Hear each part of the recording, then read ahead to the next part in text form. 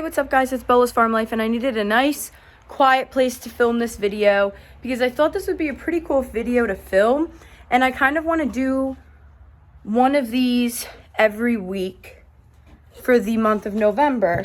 And if you guys like them, then I'll do them more, but for now, we'll stick to the one day a week.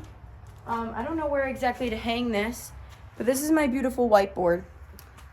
And I'm going to show you guys about this. So I want to talk today about how height works and how some colors work. So I get a lot of questions about how height works with horses, and that is why I'm doing this today. Like I said, people ask all the time, how does height work? What is height? Like, why is it measured in kind of a weird, confusing way? And I'm here to answer that for you today. So here's my whiteboard, beautiful colors and everything. We're going to talk about height, and then we'll move over to the colors after. So horses are measured in hands.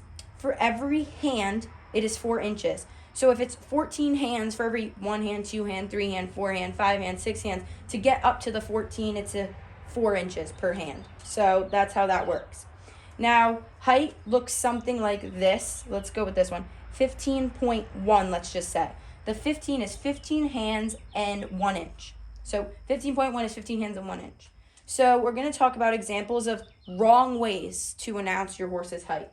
Hey, my horse is 14.4 hands. That's wrong. Hey, my horse is 14.5 hands. Also wrong. So hands only go up to 0.3. Then, after that 0.3, the number before the decimal goes up by 1. So after 0.3, it would move up. This bigger number would move up by 1. So here are examples of correct ways to say it. My horse is 15 hands. My horse is 15.1 hands. My horse is 15.2 hands. Those are all correct. So here are a list of correct heights. 15.0 hands, 15.1 hands, 15.2 hands, 15.3 hands, and then it would go up to 16 hands. I hope that makes sense a little bit. So after the 0.3, we changed it to 16. So the bigger number became 16. It went up by 1. So this goes for all heights. So 12 hands, 13 hands, 14 hands, 15 hands, and up, and 15 hands, 14 hands, 13 hands, 12 hands, and down. So if that makes sense. This board is kind of wiggling around a little bit. Let me make sure it's still in frame. Okay. So that's how height works with a horse. I hope that makes sense. So for example, my horse Chocolate is 15.2 hands. My horse Crafty is 16.3 hands. After that 16.3 hands, if Crafty grew another inch, it would be 17 hands. So that's how that works. So now we're going to talk about how colors work. So basically, examples of the wrong way. My horse is brown. My horse is white. Now, I'm not saying you can't have a white horse. Nobody's saying that. But majority of the time, people that, like if I give lessons to younger kids or people that aren't as informed or as knowledgeable with horses are going to say, oh, you have a white horse. No, I don't have a white horse. I have a gray. That's how that works. So white horses are typically more rare, and a true white horse has pink skin underneath. So underneath their coat is pink. So basically brown could mean dark bay, light bay. It could be a sorrel. It could be a chestnut.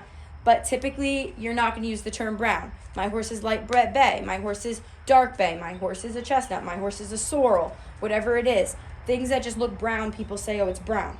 So correct examples. My horse is grayed out, which means basically grays go through a process. You start with the dark phase. Sometimes they're born black, and then as they get older, they turn into a dark steel gray, and then they move into their next stage, and then eventually as they get older, they turn completely white. So my horse is grayed out, is what I would say. Is what I would say if I had a gray horse or a horse that looked white. It was completely grayed out. My horse is a flea-bitten gray. It has the little speckles on it. My horse is totally grayed out. That would make sense.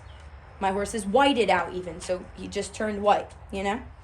My horse is a bay, would be a nice placement for brown. It sounds nice when you go into a barn and you're like, oh, that horse is a bay, or oh, is that a bay, or is that a dark bay, or is that a light bay, is that a chestnut, is that a sorrel, rather than saying, oh, your horse is brown.